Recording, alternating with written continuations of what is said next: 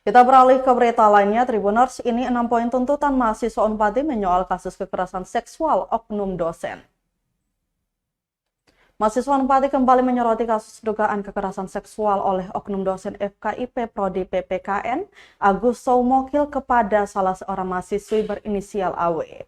Belasan mahasiswa mengatasnamakan Aliansi Solidaritas Aksi Mahasiswa Unpad mencuri perhatian tamu undangan saat acara wisuda gelombang pertama tahun 2024 berlangsung di Auditorium Unpad Selasa 23 April 2024. Diketahui aliansi itu merupakan gabungan dari beberapa OKP di antaranya PMII Rayon Unpad, Gempar Unpad, Kohati Komisariat Hukum Unpad, dan LKBH Permahi Ambon.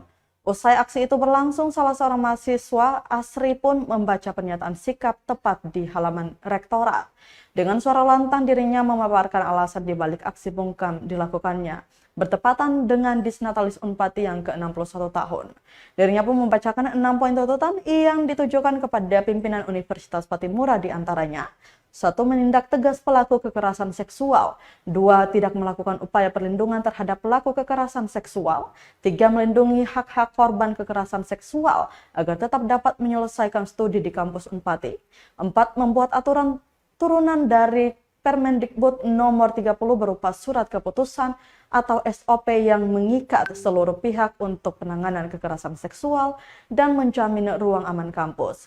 5. Menegakkan peraturan Senat Universitas Patimura nomor 1 tahun 2021 tentang pedoman etika kehidupan kampus Universitas Patimura.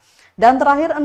Meminta kepada seluruh sivitas akademika Unpad agar melindungi, menghormati, dan menjamin hak kebebasan berpendapat. Diberitakan sebelumnya belasan mahasiswa Universitas Patimura gelar aksi bungkam mengitari auditorium. Aksi itu dilakukan saat pelaksanaan wisuda gelombang pertama tahun 2024 berlangsung, Selasa 23 April 2024.